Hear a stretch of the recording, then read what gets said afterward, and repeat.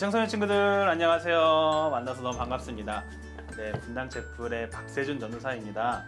여러분, 우리가 함께 나눌 말씀은 잠언 14장 1절에서 19절 말씀을 시간 함께 나눠보려고 합니다. 여러분, 잠언하면 떠오르는 게 누구죠? 그렇죠, 지혜의 왕 솔로몬이 떠오르죠.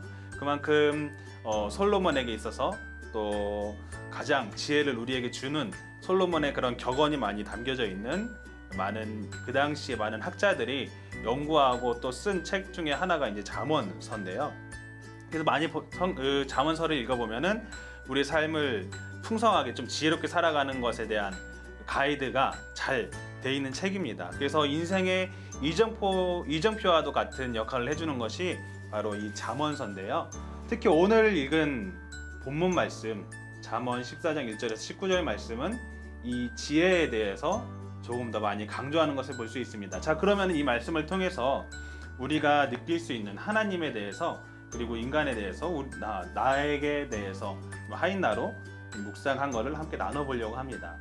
여러분, 전사님이 딱 읽었을 때 오늘 말씀에서 느껴지는 하나님은 바로 지혜로운 자들에게 풍성하게 채워주시는 하나님에 대해서 조금 느끼게 됐어요. 1절 말씀 보면은 지혜로운 여인은 자기 집을 번영하게 한다 이렇게 말씀하고요. 또 8절 말씀에 보면은요, 지혜로운 사람의 지혜는 그 길을 밝혀준다 이렇게 말씀을 합니다.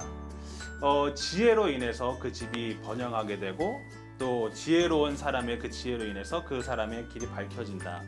하나님께서 주시는 그 지혜는요, 우리의 삶을 풍족하게 해줄 뿐만 아니라 또 우리가 가야 될 길, 성경에도 써있죠. 주의 말씀은 내 발의 등이요 빛이다 라고 말씀을 하는 것처럼 그 지혜는 곧 하나님이십니다. 그래서요, 하나님을 잘 알고 하나님을 잘 믿는 것, 그것을 통해서 하나님께서는요 우리에게 더 풍성하게 채워주신다 라는 것이죠. 자, 그러면은 말씀 속에서 인간들의 모습은 어떤 모습들이 있을까요?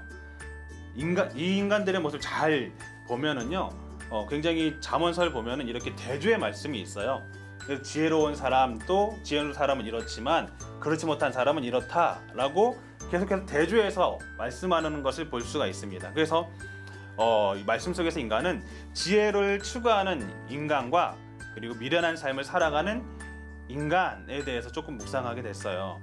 자, 1절 말씀 그 후반절에 보면 이렇게 말씀합니다. 지혜로운 여인 자기 집을 번성하게 하지만 미련한 여인은 자기 손으로 그 집을 망친다 이렇게 말씀하고요. 8절도 마찬가지, 지혜로운 사람의 지혜는 그 길을 밝혀주지만 어리석은 자의 미련은 속이는 것뿐이다. 또 9절 말씀 보면 이렇게 말씀하세요. 미련한 사람은 죄 용서받는 일을 비웃지만 정직한 사람은 은총을 입는다. 어떤가요? 계속해서 미련한 사람과 지혜로운 사람, 또 어리석은 사람과 슬기로운 사람, 이렇게 비교해서 계속해서 말씀을 하는 것을 볼 수가 있어요. 우리가 사는 세상도 마찬가지인 것 같아요. 지혜로운 자가 있는가 하면은 또 그에 반해서 미련한 사람들이 있습니다. 그럼 자 봅시다, 여러분. 어떤 사람이 지혜로운 자고 미련한 자일까요?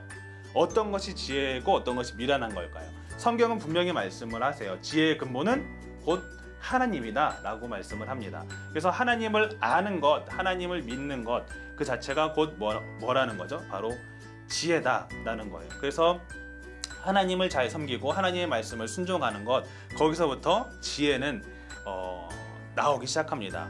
그래서 우리가 세상 살면서 참 많은 궁금한 점이 있고, 또 어떻게 해야 될지 답을 모를 때가 정말 많죠. 그때마다 여러분들의 마음 가운데 좀 새기면 좋겠는 것은 그 지혜의 근본 대신 하나님 앞에 좀 답을 구했으면 좋겠어요. 그리고 그 답을 바로 하나님 말씀 성경에서도 한번 찾을 수 있었으면 좋겠습니다.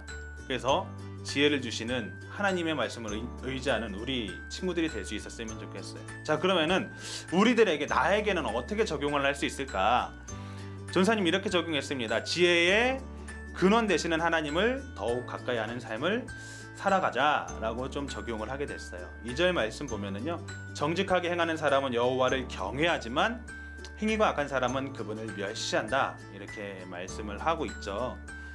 여러분, 지혜의 근원 되시는 하나님을 더욱 가까이 할 때 하나님께서 보여주시는 그 지혜로 우리가 이 세상을 정말 지혜롭게 또한 풍요롭게 살아갈 수가 있을 겁니다. 하지만 그렇지 못한 사람은요, 오히려 그분을 멸시한다 라고 말씀을 하고 있어요.